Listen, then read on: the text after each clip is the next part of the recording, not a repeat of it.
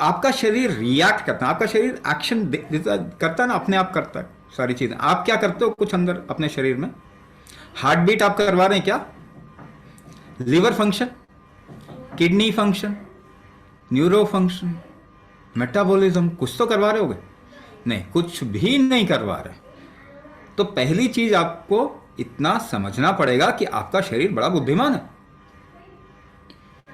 ये अपने आप को संभालना जानता है, केवल हम उसे हैंडल नहीं करने दे रहे, हम कुछ गड़बड़ कर रहे, कुछ गलत कर रहे। तो आपका शरीर दो तरीके से रिएक्ट करता है, दो तरीके से एक्शन करता है, ऐसे मान के चलिए। जब आप भोजन खाते हैं तो वो हार्मोन्स निकलने चाहिए ना, insulin, thyroxine, amylin, ghrelin, leptin, ऐसे कुछ भी नाम रखने से थोड़ी कुछ हो जाता है। हाँ, तो आप ये हार्मोन्स, या इसे मेटाबॉलिक हार्मोन्स बोलते हैं। तो जब आप भोजन करते हैं तो ये मेटाबॉलिक हार्मोन्स निकलने चाहिए। आजकल नहीं निकल पा रहे ना, इंसुलिन नहीं निकल पा रहा, डायबिटीज कह रहे हैं, थायरोक्सिन नहीं हो रहा, थायराइड कह रहे हैं, है ना।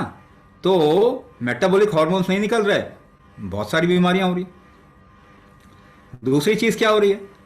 इम्यून रिस्पॉन्स होता है। कुछ गलत चीज जाएगी ना तो आपकी इम्यूनिटी उसको ठीक करने जाएगी। खतरा आएगा तो इम्यून रिस्पॉन्स होगा ना।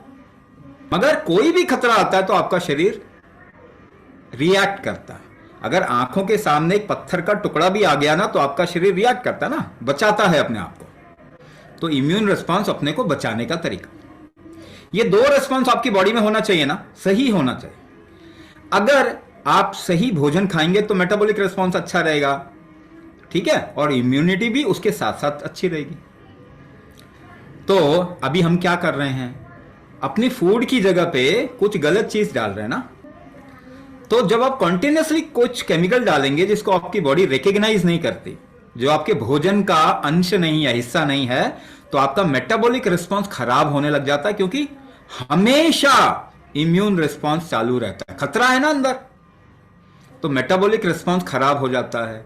क्योंकि आपने मेटाबॉलिक रिस्पॉन्स, इम्यून रिस्पॉन्स जो खराब किया है उसको आपको रिकवर करना पड़ेगा, वो केमिकल डाल के और खराब हो जाएगा, ठीक है ना।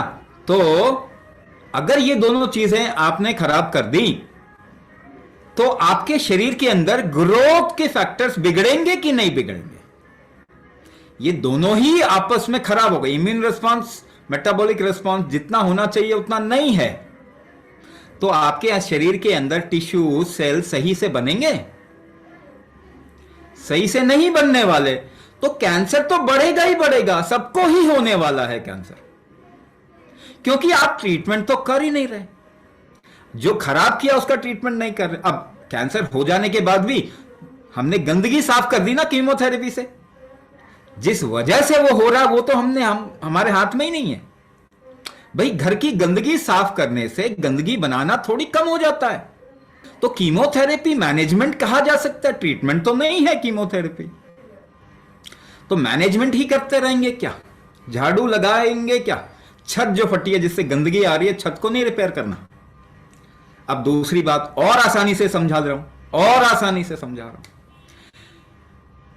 टिश्यू ग्रोथ आपके हाथ से निकल गया ना, आपके हिसाब से टिश्यू ग्रोथ नहीं हो रही। कभी इधर ज्यादा हो रहा है, इधर कम हो रहा है, कहीं और ज्यादा हो गया, आपके कंट्रोल में नहीं है ना टिश्यू का ग्रोथ। जो शक्ति उसको कंट्रोल में रखनी चाहिए वो तो नहीं है। अगर सपोज कीजिए आप अपने शरीर के साथ में कुछ पक्षी बांध लीजिए, 4-5, जो अपने हिसाब से उड़े जा रहे हैं, कैसे कंट्रोल करोगे उसको, ये बताओ? खींचोगे ना उनको अपनी तरफ में खींचेंगे ना कंट्रोल करने के लिए। अगर आप कंट्रोल कर पाए तो वो ग्रोथ नहीं होगी। बहुत आसानी से समझा रहा हूं, ये सभी समझ सकते हैं। अब मुझे बताइए कोई चीज खींचते कैसे हैं आप? जरा उंगलियों को फंसा के खींच के देखते हैं। लेट्स सी हम क्या इस्तेमाल, क्या चीज कमी हो गई जिसकी वजह से कैंसर हो रहा। तो उंगलियों को फंसा लो, उंगलियों को ऐसे फंसा लो और खींचिए, जरा जोर लगाइए और जोर लगाइए। ये कैसे खींच रहे हैं? सांस रोक रहे हैं पीछे, सांस रोक रहे हैं पीछे। रस्सा कस्सी खेला है आपने, अपनी तरफ खींचते हैं, सांस रोकते हैं। तो आप खींच नहीं पा रहे, तो इसका मतलब क्या हुआ? क्या चीज कमजोर है आपके अंदर? सांस रोकने की क्षमता कमजोर है। खड़े हो जाइए, खड़े होके कभी फ्री टाइम में कीजिए, ऐसे खड़े हो जाइए, दोनों पांव को जोड़ लें, किसी को बोलें कि आपको धक्का दें,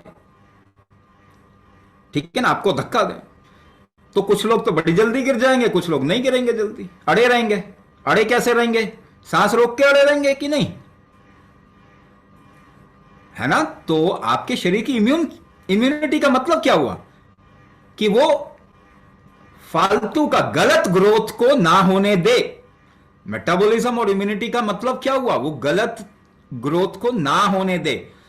तो किस तरीके से वो ना होने देगी? जब आपके अंदर ये सांस रोकने की क्षमता ज्यादा होगी। यही इम्यूनिटी है आपकी, और यही मेटाबॉलिक स्ट्रेंथ भी है।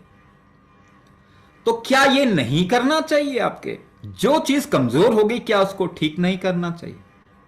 वही तो असल में ट्रीटमेंट होगा।